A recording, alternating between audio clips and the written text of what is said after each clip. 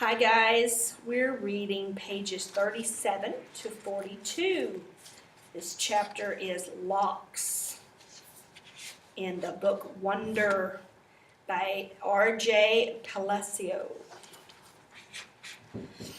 I went straight to room 301 on the third floor.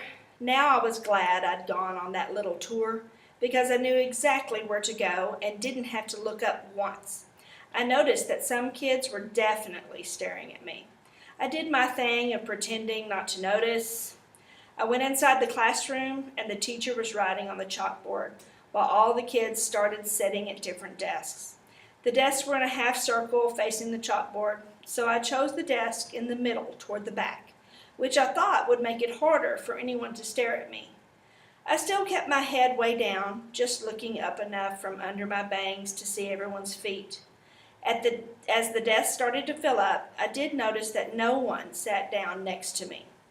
A couple of times someone was about to sit next to me, then changed his or her mind at the last minute and sat somewhere else.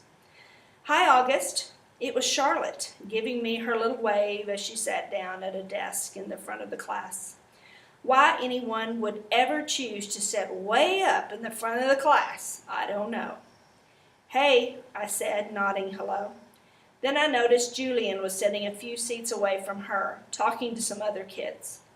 I know he saw me, but he didn't say hello. Suddenly, someone was sitting down next to me. It was Jack. "Will?" "Jack? What's up?" he said, nodding at me. "Hey, Jack," I answered, waving my hand, which I immediately wished I hadn't done because it felt kind of uncool. "Okay, kids, okay, everybody, settle down," said the teacher, now facing us. She had written her name, Miss Petosa, on the chalkboard. "Everyone find a seat, please. Come in," she said to a couple of kids who had just walked in the room. "There's a seat there and right there." She hadn't noticed me yet. "Now, the first thing I want everyone to do is stop talking and," she noticed me, "put your backpacks down and quiet down." She had only hesitated for a millionth of a second, but I could tell the moment she saw me. Like I said, I'm used to it by now. "I'm going to take attendance and do the seating chart," she continued, sitting at the edge of her desk. Next to her, there were 3 neat rows of accordion folders. When I call your name, come up and I'll hand you a folder with your name on it. It contains your class schedule and your combination lock, which you should not try to open until I tell you to. Your locker number is written on the class schedule. Be forewarned that some lockers are not right outside this class, but down the hall. And before anyone even thinks of asking, no, you cannot switch lockers, and you can't switch locks.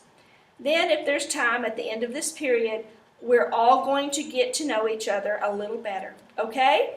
Okay.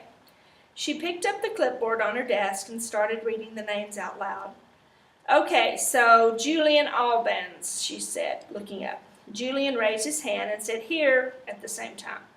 "Hi, Julian," she said, making a note on her seating chart. She picked up the very first folder and held it out towards him. "Come pick it up," she said, kind of no nonsense. He got up and took it from her.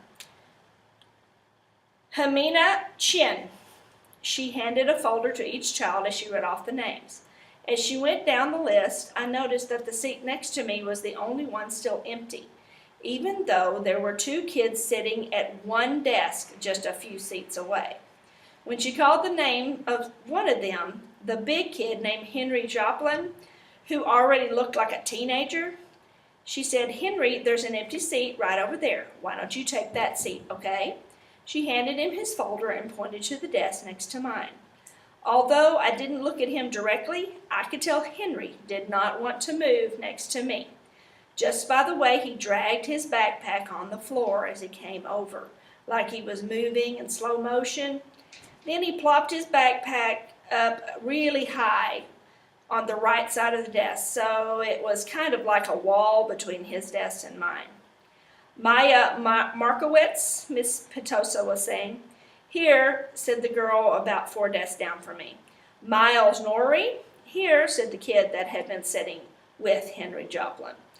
As he walked back to his desk, I saw him shoot Henry a "poor you" look. "August Pullman," said Miss Petosa. "Here," I said quietly, raising my hand a bit. "Hi, August," she said, smiling at me very nicely when I went up to get my folder. I kind of felt everyone's eyes burning into the back of me for a few seconds. I stood at the front of the class, and everyone looked down when I walked back to my desk. I resisted spinning the combination when I sat down, even though everyone else was doing it, because she had specifically told us not to. I was already pretty good at opening locks anyway, because I was used to them on my bike. Henry kept trying to open his lock, but couldn't do it. He was getting frustrated and kind of cursing under his breath. Miss Petosa called out the next few names. The last was Jack Will. After she handed Jack his folder, she said, "Okay, so everybody write your combination down somewhere safe that you won't forget, okay? But if you do forget, which happens at least 3.2 times per semester, Mrs. Garcia has a list of all the combination numbers. Now go ahead, take your locks out of your folders, and spend a couple of minutes practicing how to open them. Though I know some of you went ahead and did that anyway." She was looking at Henry when she said that. "And in the meanwhile, I'll tell you guys a little something about myself. And then you guys can tell me a little bit about yourselves, and we'll get to know each other. Sound good? Good." She smiled at everyone, though I felt like she was smiling at me the most. It wasn't a shiny smile, like Mrs. Garcia's smile, but a normal smile, like she meant it. She looked very different from what I thought teachers were going to look like.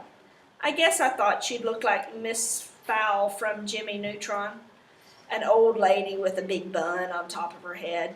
But in fact, she looked exactly like Mon Mothma from Star Wars Episode 6. Haircut kind of like a boy's, and a big white shirt kind of like a tunic. She turned around and started writing on the chalkboard. Henry still couldn't get his lock to open, and he was getting more and more frustrated every time someone else popped one open. He got really annoyed when I was able to open mine on the first try. The funny thing is, if he hadn't put the backpack between us, I most definitely would have offered to help him.